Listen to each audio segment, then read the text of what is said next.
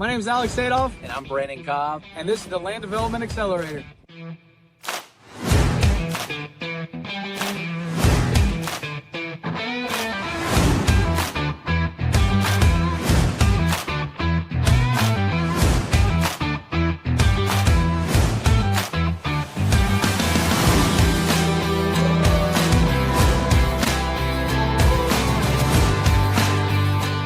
Love it. Well, today we've got a guest on the call. So, you guys made a list of the type of people y'all wanted to see on here. And Stanley is who we brought in today. So he is a VP of land acquisitions for National Home Builder. I'll get into his background and let him introduce himself. But he's worked with Ryan Homes. He's worked with Pulte. He's worked multiple different positions in National Home Builders, and now he's head of VP of Land Acquisitions with Dream Finders. We're actually doing a deal with them right now, so I couldn't think of anybody more perfect to bring on today. So give him a warm welcome, Stanley. How are you, sir? I'm good. Hey, everybody. Nice to meet you. Yeah. So for those listening right now that don't know who you are, give us a little bit about what's your background and what's your role today. And we'll start with that. I want to definitely jump into like the day-to-day of what you do for sure, but we'll leave that to be. Yeah, absolutely. Well, thanks everybody for your time. I know it's valuable. I started in real estate as really a young kid. My family owns a company in Southwest Florida called CRE Consultants. And so I always kind of joke that I grew up in the back of a Chevy S10 digging post hole signs for my dad's company before he had any money. And that's really where I learned about cap rates and IRR and return on investment, all these different things that, we throw around. And so that was a privilege. I got out of school, out of business school, and I went and started building homes for Pulte Homes and doing warranty work for them. And then I started selling for them. And then I ran sales teams for about 6 years, and then transitioned into the land side. And I've been there ever since, and just really enjoying the land acquisition side. But my entire career has been spent in home building, so hopefully I can share some knowledge of the insides of that. Yeah, you're well-rounded. Like you really started from like the bottom and worked your way up, and now you're VP of Land Acquisitions with Dream Finders. So what does the day-to-day look like for you in that position? Yeah, so I've got the privilege of leading a small team that is focused on acquiring land throughout all of Middle Tennessee and converting that land into communities. And that varies, right? That can be raw pieces of dirt, that can be finished lot deals. And so, that role is one in which, I think there's a lot of freedom in it, and there's a lot of freedom in what we all do. And so I think anybody that I know who's successful in this is shockingly disciplined to the fundamentals, and that's what I preach all the time to my team. And one of those fundamentals that, like for example, before I got on this call, I had 11 handwritten letters to off-market deals that I identified, and in those letters, every single week, I'm going to do a minimum of 10 letters a week. And it seems somewhat foolish or maybe even a time waste, but many of the best deals I've ever gotten in my career came from those types of things. So I start my morning the same way every morning. I come in, I get to the office about 7:30. I create my action list is what I call it. I've got I'm old school, this pen pad, and I write down my action list for the day. And then what I do is I do my prospecting first when I'm fresh, so I don't have the time to overthink it. And so I'm going to do a minimum of 30 minutes of prospecting a day. And then from there, I go into our deals in backlog and our deals that we're currently getting through. And a lot of times, where I'm at in my role, I do a lot of calls with attorneys and going through contracts and things like that, which is a blessing. So overall, those are my main points. Then I spend time coaching my team and getting them better. And, it's kind of a day-to-day, I would say. How is your land department structure? Like, who else is involved in like the site selection, the due diligence, and the acquisitions? So I have an analyst that does a lot of my underwriting. So he's going to sit there and go through the comps. He's going to go through pace. He's going to look at what the competitors in the area are doing, what kind of special financing they're using. We're going to look at everything from what did they list the property at to what did it actually close at, to get a really good idea of each sub-market that we're going to operate in. And then I've got a full-time land manager as well, and her job is to go out and prospect, find new deals, and drive business. And so the nice thing with what I have is the ability with my team to really have a high level of deal flow, which is one of the mistakes I see a lot of times with people who are newer into land acquisition or development is we get kind of married to the deal rather than being non-emotional about it. It's X's and O's. Does it work? Does it not work? If it does, then you fight for it tooth and nail. But if it doesn't, you just don't.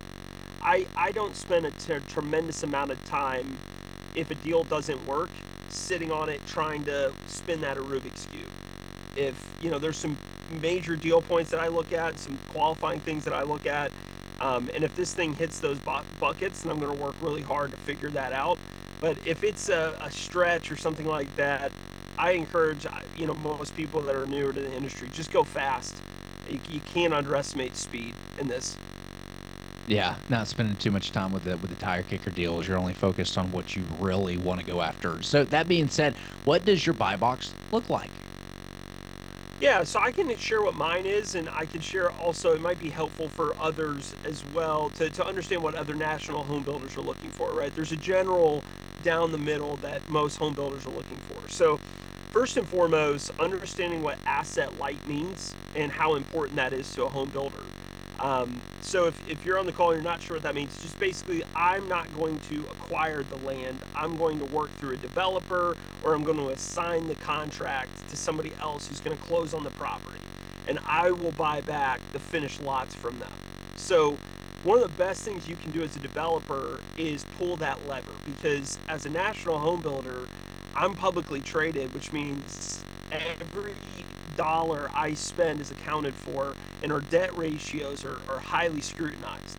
So companies like NVR, for example, if you look at their stock price, I think it's in the 6,000 range, but it used to be around 10,000 when I was there. A big reason for that is they have no debt on the books. So they don't close on property. Their developers close on the property, they pay their developers a fee, and then they buy back the dirt from them. And so one of the best things you can do as a developer is recognize how much power that gives you to say, hey, listen, I'm the one holding the note, which keeps this off of your books and lets you be asset light. So that's a model that every single national home builder is actively moving towards right now. So that would be one thing I would share. The other thing too is home builders are going to go through the same process to get a deal approved, whether it's a 10-lot deal or a 1,000-lot deal. And that doesn't make a lot of sense for people that are not in the home building space, but it's the same exact process for a small deal as it is for a big one. And so when you recognize that the people that you're selling your deals to on a national level, they get paid not on the contract amount. That's a kind of a misnomer. Is they get paid on lots. So the way a national would work is I'm bonused on how many lots I acquire within these certain calendar years. And so when you recognize that, you'll realize that actually national home builders really are pretty great to work with from the standpoint that they're not going to really fight you on price if they don't have to. All they're trying to do is figure out, does this deal pencil internally so that I can get this approved? And so a very fair question to ask your national is, what requirements financially do you need to get a deal approved? And, some might be comfortable saying that, some might not. I have no problem with it, because in my world, I just want the deal to get approved so I can get my lots and that I can get paid, right? The same way that you're trying to get paid on your end. And so recognizing the size of the deal matters, so if you're like, Greg, I heard you talking about looking at like a 9-lot deal. For me, it'd be great to get a 9-lot deal, but here's the thing, I'm going to have to go through the same underwriting, 5 to 6 internal meetings, external meetings to get a 9-lot deal done as I'm going to for a 250-lot deal. So what is like the minimum unit counts that you guys are currently focused on? Like you don't even want to touch it, and just for you internally, because I'm gonna nuance this a little bit with what we're going after.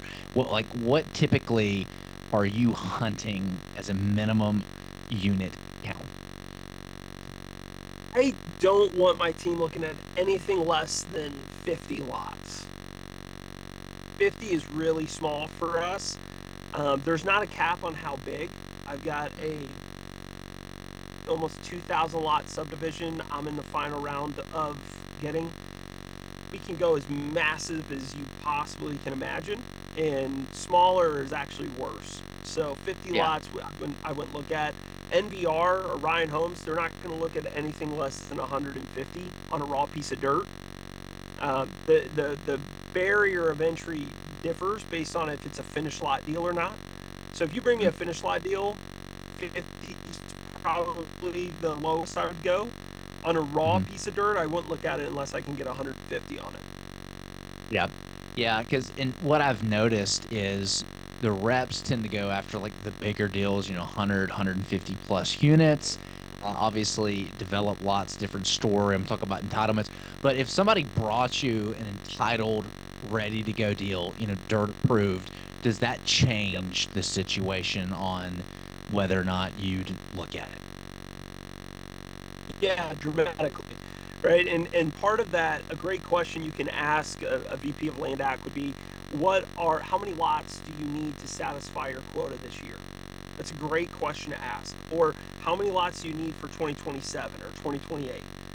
There's nobody who asks that question to us. And if you ask that, it really gives you a lot of information, right? Because right now in 2026, I need 36 finished lots to achieve my quota. And, finding finished lots in Nashville that are fully entitled, I can pull a permit tomorrow. That's a big reason why, like the deal Brandon, you and Alex and I are doing, that's why that works in our buy box.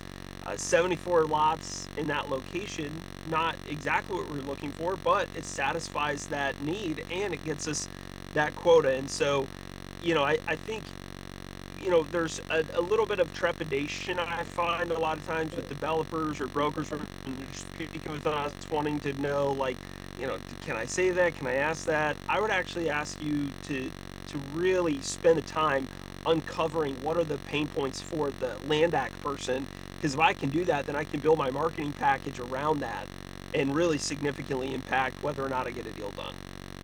Yeah, 100%. So let's say that it's people that are working they're entitlers, right? They don't have a big piggy bank to go and do the development and raise all the money. They want to get to that, but they just want to entitle. Let's say they brought you a deal and it's got the buy box, right? It's in an area you guys are focused on. It's going to help you meet your quota. They've already taken it to the city and said, hey, gotten a verbal. They've already got a concept plan kind of drawn up, and the city's verbaled it. And they're coming to you at this point going, hey, I'm looking for somebody, I'm looking for my builder partner, I'm looking for my exit partner. How would you work with them in that capacity to, get that deal done? Yeah, so don't underestimate what you have there. You got some really valuable information at your disposal and something that a builder would love to run with, right? Because you've really done a lot of the heavy lifting. So recognize that if you don't do that, I have to budget that.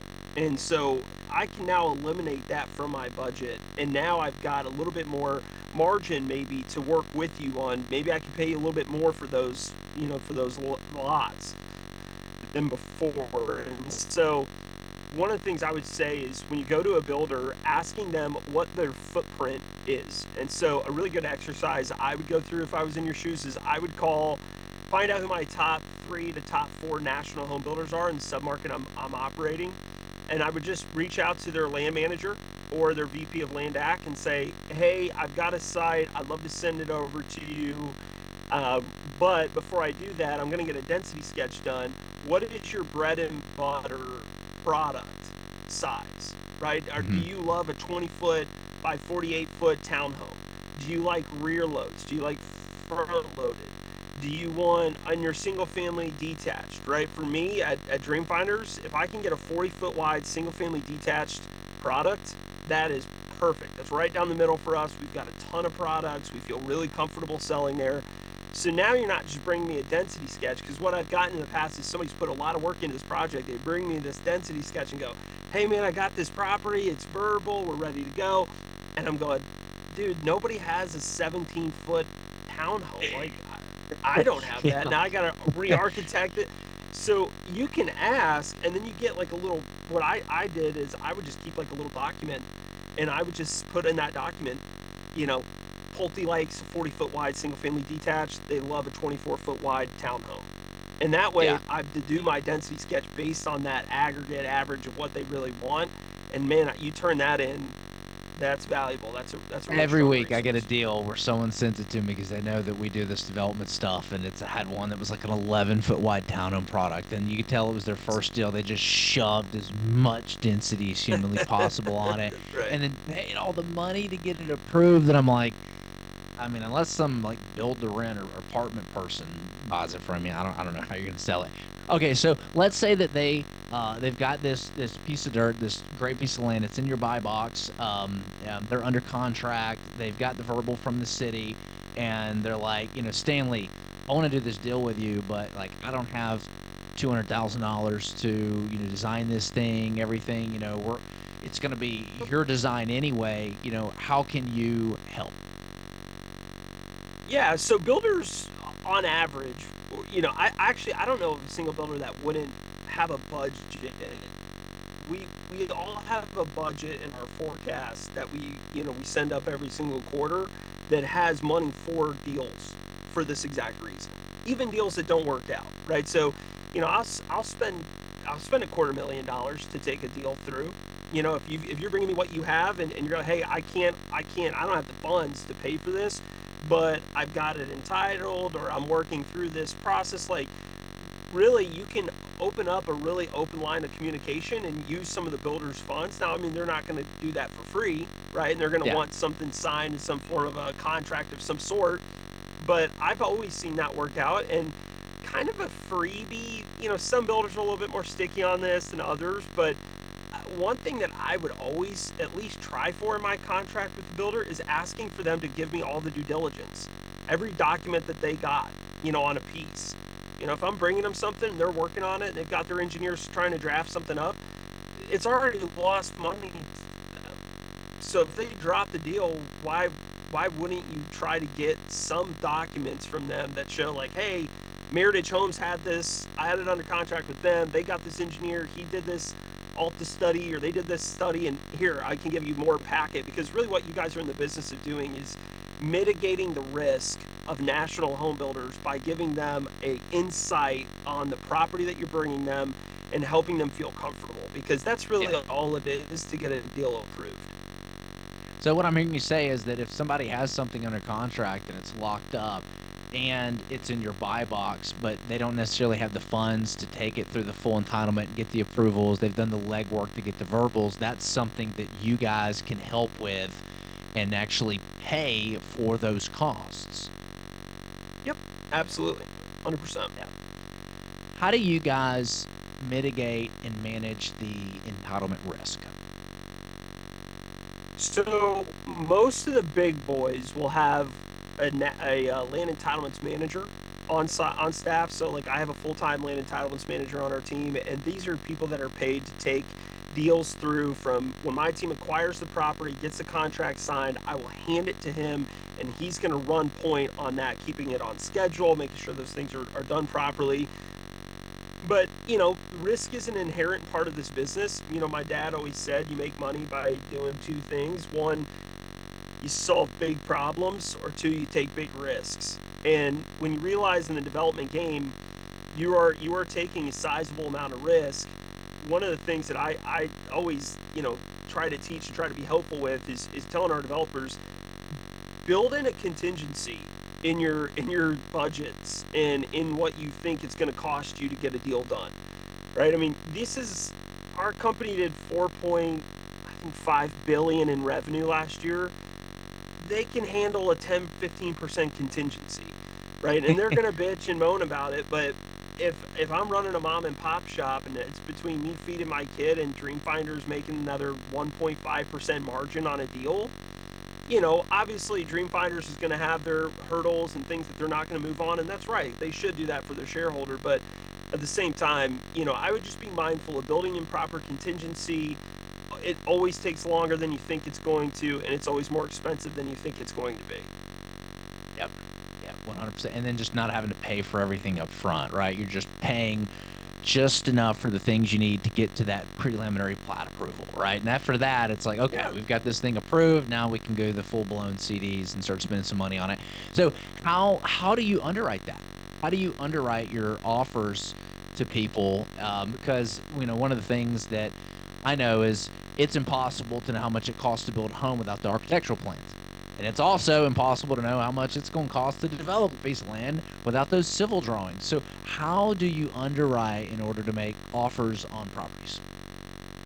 So you gotta keep in mind too. So the way we're designed is really in a way that helps us do that at a high level, right? So I have a VP of land development, and what I can look at is, okay, I've got 14 active selling communities, and on average, it costs me $65,000 to develop a single-family detached lot in Gallatin, Tennessee, right? And we track all of that. So we have a ton of data that we can look at and go, okay, this is how much it's going to cost me to underwrite on the development side. And then I'll know, right, and it goes back to my earlier point about finding out what kind of product does Dreamfinder want, because I like the 40-foot wide single family detached because we build a ton of it. So my direct vertical cost on that, I have really dialed in. I should know exactly how much it's going to cost me to build the Finley floor plan on a slab lot, no matter where it's at.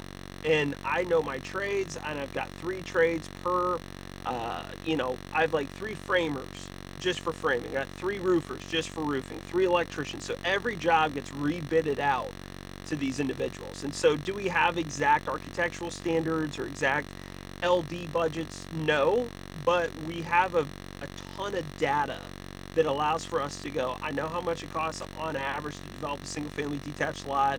I know how much it's going to cost me to build here. I can Google what the permitting fees and impact fees are going to be. I know what I'm going to have to pay my agents on commission, both inside and out. I know, all my like little fees and ancillary costs, and then we build in a line item like I just talked about. It's more expensive than you think it's going to be, so we put in a small percentage in there for, the homeowner that moves in and complains that they're looking at Bob and Sue's kitchen, or they hate their backyard, or you're just going to have somebody who's going to bitch about that. So you need to put a little line item in there for a tree buffer or a fence of some sort. And by the time you've built that out, is it perfect? No, but back to my very first point about you cannot underestimate the power of speed in this industry and how fast you need to be turning your deals. You have to build a model internally that allows for you to look at a deal, underwrite it quickly, and go, is it perfect? No, but am I in the ballpark? Yes. And then build that into my contingency pricing of saying, like, I'm gonna have to be a little tight on this one, and there's other deals where you've got some spread, and finding your balance there, right? Because not every deal's a slam dunk. Some deals are like, let's just get this thing closed and move on. Yeah. How do you, what are some things you wish that people who are, entitling land or bringing y'all land, they don't want to do development portion, what are some things that you wish that they knew, in your experience working with those types of people? I'd say the first thing is just involve us earlier and involve us often. So there's a natural fear that my deal's going to get stolen, and you got to be mindful of that. Be intentional, build the relationships. Brandon and Alex, I know Alex, I see him at the gym. Brandon and I have been on multiple calls, but there's a trust level there to where I'm not worried that Brandon's going to go shop this deal behind my back. Like, that's just but that's over time and building proper relationships. Involving a home builder earlier in the process, get them to sign whatever legal document you need to make you feel comfortable, and then just sit with them. Sit in their office, go, hey, what can you pay for a finished lot here? And don't be afraid to ask that, because if they don't know that, you've got a bigger problem on your hands. Right? Yeah. Like, anybody who's worth their weight at all in land act or in development, you should be able to ask them point blank. Like, if I'm in Tennessee, how much can you pay me for a finished lot in Mount Juliet? And they should know that dollar. And then you should be able to back your way into that and go, okay, well, if I did that, so you're telling me, right, it's like sales 101. So you're telling me that if I can get you a finished lot for $165,000 a pad, in Mount Juliet, fully entitled, ready to go, you'd be ready to sign a contract. Yes. Right now I've got a deal. I've involved them early. They help me build out the density sketch. And what's happening is, while you're also getting good feedback, you're not having to go back to your engineer 3 times. You're not having to go back to your attorney 3 times. You know, one of the questions Brandon asked me really intelligently on Friday was, hey, what are like kind of the you can't no-goes on your contract? Right? Like, what are my absolute non-negotiables? Because every builder's somewhat different, right? And so if he knows that, then we don't have to do this 3 rounds of revisions with my attorney charging me $130 for a freaking email to do something. We were like, yeah, I don't care. $600 an hour is what I pay the attorneys to review contracts, and I do it every single time now because I just got out of I've dealt with builders that just waste your time, and contracts are important, and I prefer working with the nationals just because they're well capitalized. You know, it's really nice being on the side of the table that Wall Street's cutting checks to is what I joke about. So walk us through what does your internal approval process look like? So so I bring you a deal.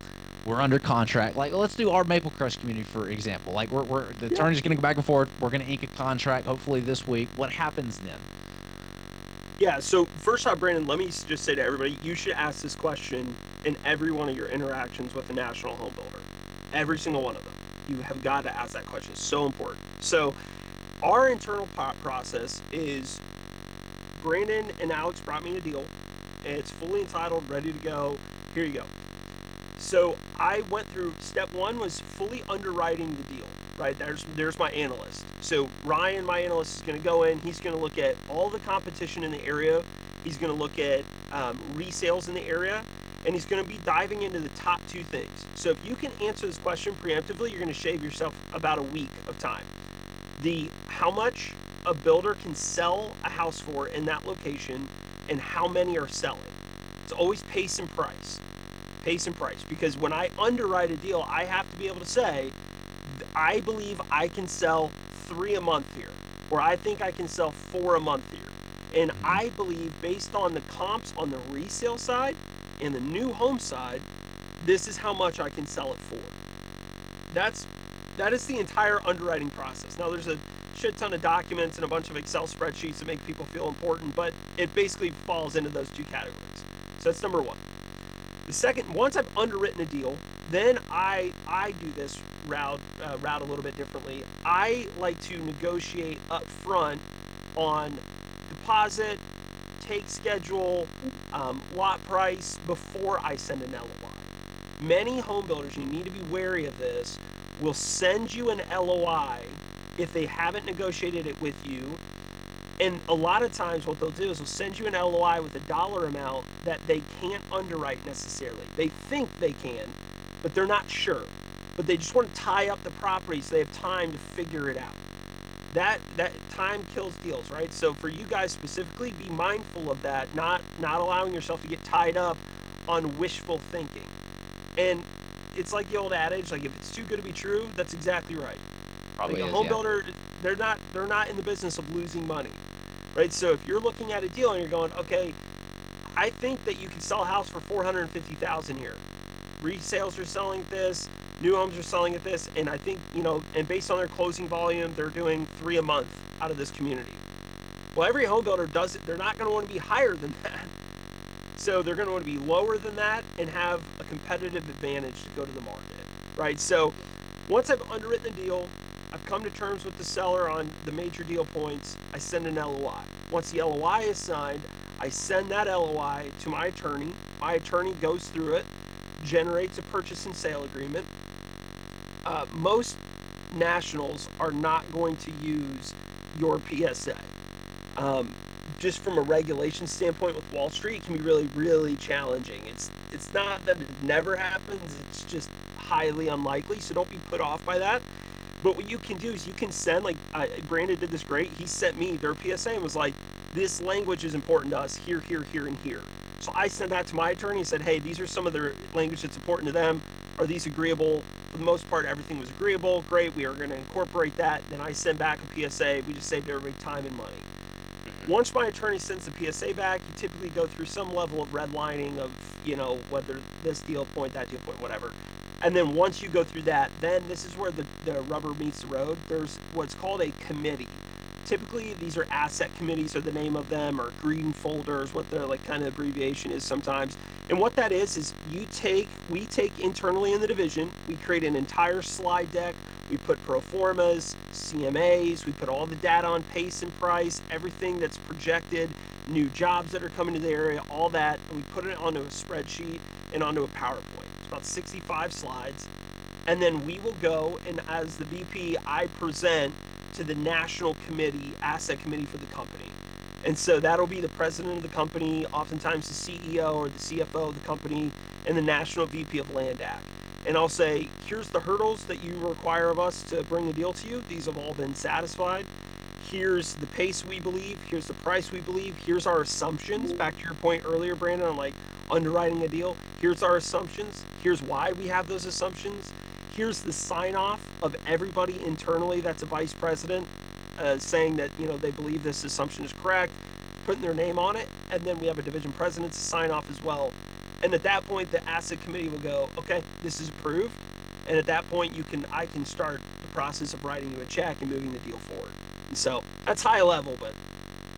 Yeah, no, that's really good because a lot of people don't realize. And how long does that typically take from contract signing to? If you don't do the upfront work, which a lot of home builders don't want to do, they want to just kind of get it tied up, it's at least 30 to 45 days. Now, I move quicker because I do the upfront work and I know what my hurdles are and I make sure those are satisfied before I bring a deal.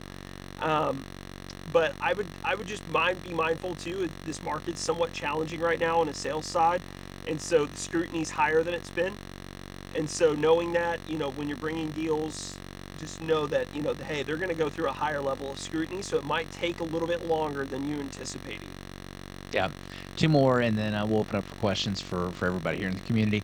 What trends are you seeing that you feel are shaping the future of land acquisition? Like anything like smaller lot sizes, master plan, communities. I know I saw a switch. There was a lot of smaller homes being built when interest rates kind of went up to kind of combat the affordability. What are you seeing? What do you think the future looks like?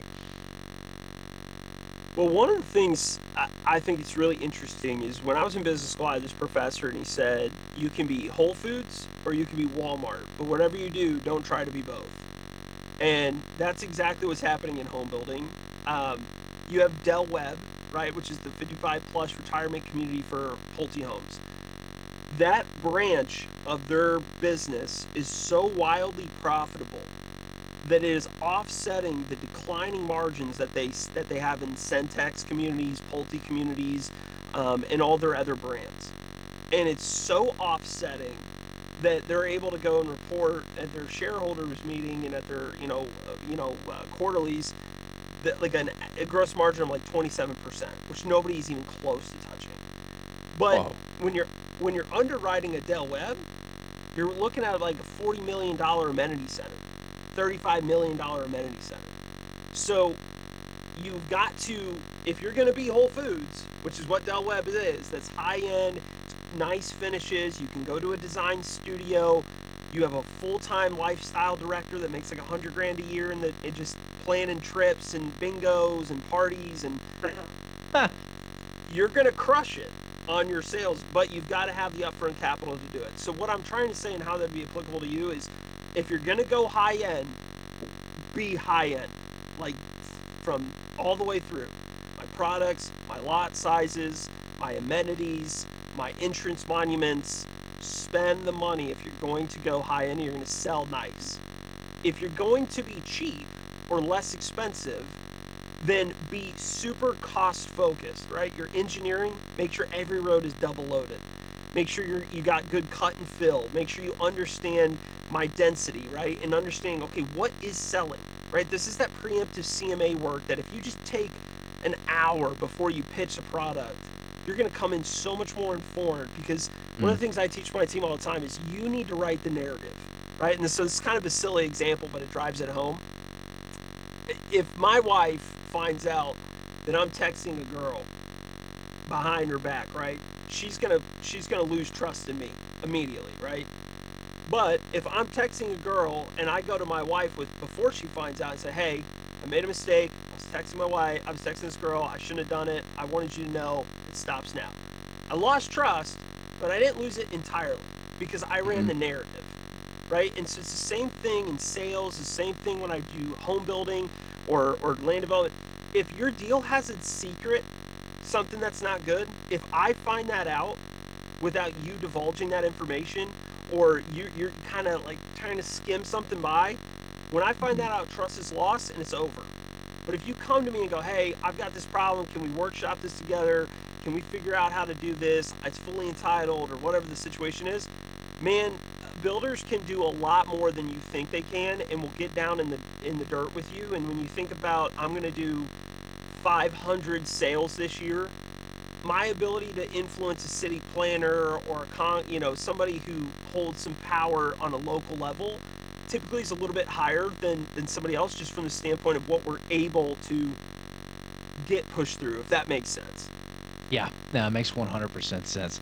Yeah, I love hearing all this. So I'm excited because a lot of stuff that you're saying is what is in our land development blueprint already. I mean, it's almost word for word some of the stuff that you're saying. Talk about meeting the builder before, getting the buy box, right? The footprint of the product, all that stuff. This is gold. If you could tell aspiring land entitlers or developers one thing that would help them win with a national builder, what would it be? Maybe it's a couple things. I would say one of the main things is they want to meet you more than you think they do. You're not a pest. You're not a burden to them. Constant outreach of what do you need to achieve their quota, right? When I used to sell houses or teach people how to sell houses, I always said I always start my sales process with understanding the pain point and understanding what they're actually trying to achieve. Right? Because if you're one of those people, there's a guy here locally who just sends listings and he like wants to get paid on it. He's like, oh, Yeah. I found this, and it's like, dude, I can go on the MLS, like I can see it too, right? And we've got teams of people that research property. If you can send value and spend the time building the trust, like give a crap about the human being that's behind the email, and saying, hey, what do you need? How are you doing? How's your wife? Get to know their wife's names or husband's names. Get to know their kids' names. Like these things, I know they seem somewhat trivial and you're moving quick, but if you do it, it makes your deals go so much faster. Because, Brandon and I, hell, Friday, I called you and I was like, hey man, we hit a snag in our deal, and I was like, we'll figure this out. It wasn't a matter of like, oh, the deal's blown up, it's over. But I was just like, I know we'll figure it out, and we did. And now the deal's going to progress, we'll get it signed. And so just don't underestimate reaching out, getting involved with these guys early and these women earlier and often, figuring out their buy box, like you said, and then designing, your engineering based on what you believe is going to be most down the middle. And the best way to do that is just do an hour worth of research within a 5-mile radius is what they're going to do. Every home builder is going to look at within 5 miles of the site. What are houses selling for and how fast are they going? That data, man, you're like 90% more prepared than most people we talk to. Yeah, I love it, man. I love everything you just said was gold on this call so far. I want to open it up to questions to everybody now. Greg, you had the first hand raise here, so go ahead. Hey, Stan, how you doing? Yeah, so I've got a deal, 359 subdivision, big deal for me, biggest deal, ever do. Happened to be my first one, and it's in a submarket in northern Nevada called Dayton. And I basically, just to give you a synopsis, I have Lennar has 5 phases before it that attach to me to the south, so this would basically be their last phase. Okay. DR Horton is also right there and has done subdivisions there as well. I've spoken to both of them. I've had like 3 meetings. I'm going to have now my 4th, and then with another more regional that's out of Las Vegas that wants to get into the market. They are getting in the market. So I seem to have this perfect fit. It's in this master plan community. I'd be the last subdivision in this master plan community. I've done everything. I decided to go. They basically all said, get a little further. We're definitely interested. Nobody's writing LOIs. I got nothing in writing other than verbals and Lennar just working their way up to my subdivision. Lennar's got about 300 plus lots in inventory that they're currently finishing. I've also spoken with that developer who's finishing the lots for them, who sold them the lots and is finishing them and will close on finish. You say I value, I've done everything. I'm going to submit for a tentative map here.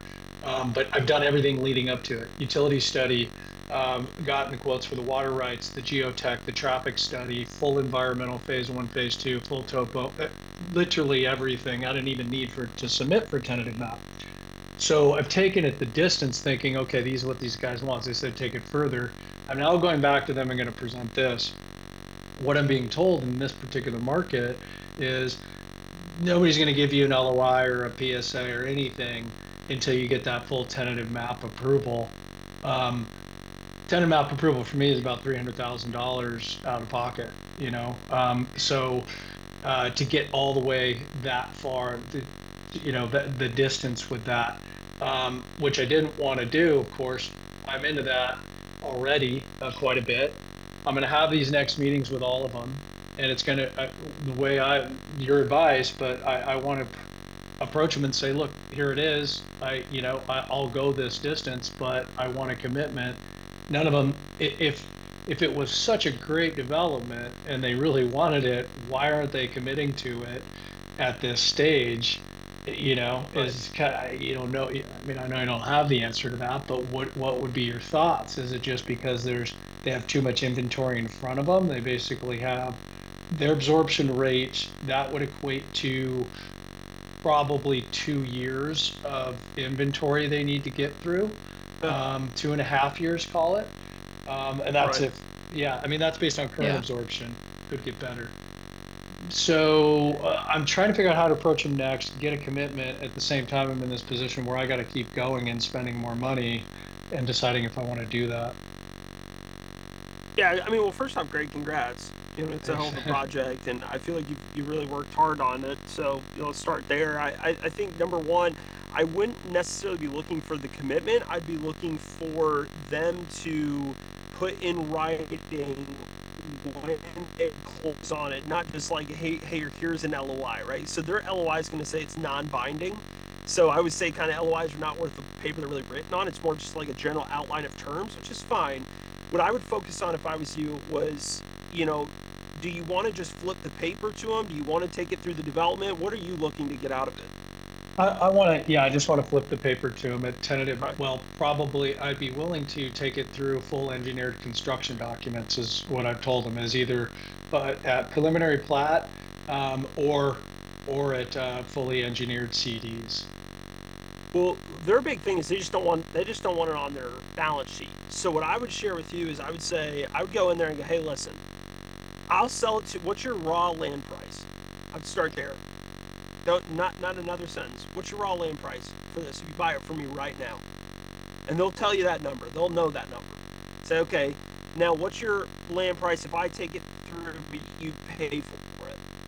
You pay for the engineering. You pay through the $300,000. It's on you to pay for it. How much is your price then? And what I would do is run those scenarios out and see what they're willing to commit to. And then my main thing was just do not get yourself tied into a contract that's open-ended. Right? They're going to want to put an open-ended close date on that. What if their absorptions aren't great? I can tell you right now, if you look at Lennar's stock, they're hemorrhaging on their gross margins. They did just get a capital infusion from Warren Buffett of $800 million. So there's some good news on that end, but sales are way, way down for every national home builder right now, at a level that's pretty frightening. And so knowing that and going into that meeting, you've got to be somewhat cognizant. I would do a little bit of due diligence with them before on how the community's performing. What do their margins look like? What do their incentives look like? And those kinds of things, so that I can get a better read on where they're coming from. And once I had that, I would then explore that regional builder. If it was me, I would actually probably push it to the regional, because if somebody's just trying to get into the market, they want to plant a flag and they're able to take a loss to plant a flag in the market to show an open door, right? So if I open a storefront, for example, here in Nashville, 19 of the top 20 national home builders are here. 5 of them entered the market within probably the last 4 years. And I would say all of them except one is actually turning a profit this year. They overpaid for land. They paid way more than it was worth. They gave way more favorable terms than they were worth, all to get a flag in the ground. So I would push that direction, probably to my regional, and see what kind of terms you could get from them. And so how hard do you think it is bringing in another national into a market that they're not in? Because I feel like the brokers that I worked with on this, they're like, we've been trying to bring nationals into this area for years. Lennar and DR and Toll are the ones that are in there, but they haven't been able to get anybody else in there. Should I be actively pursuing even more nationals and trying to get them into the market, or is that an uphill battle? Here's your challenge with Lennar and DR. A lot of nationals are afraid to get into communities with them because they'll chase each other to the bottom, right? Like Lennar will go, well, we'll cut our price from $350 to $299 to get a sale, and then DR Horton will go, we'll go $189. And next thing you know, they're just like in this, we call it chasing stupid. They're just all running downhill as fast as they possibly can to just find the market and reset everything. So you are going to have somewhat of an uphill battle there. Another way of looking at it too is, can you position your side of the community differently, right? Could you offer, a 55 plus segment there? That's a huge market right now that you would be able to attract. You'd be able to use Del Webb as kind of your case study, and saying, hey, look at these kinds of margins Del Webb's getting. Look at look at their pace that they're getting. They're getting incredible absorptions. There's a community here locally called Southern Springs and Southern Harmony, and both of those are Del Webb communities here in Middle Tennessee. I'm underwriting a deal against them right now, and I've got like a $400,000 price gap between where my product's going to be and where their product's going to be, and it's still profitable for me. So if you can position it that way, and that's a sizable enough community where I could spread that amenity cost over 300 plus homes, you could potentially do something like that where I would look into, potentially just saying, hey, this way Pulte doesn't even look at DR Horton and Lennar as the competition. Like, they're not even competitors to me because I'm building a Del Webb, and it's completely different entry point, different everything. They'll give you a little pushback on your access to the property. So if you have another way of getting in without having to drive through that long community of their less expensive product, that would be the only potential objection you're going to get in that direction. Okay, yeah, that's good. And then my last question is,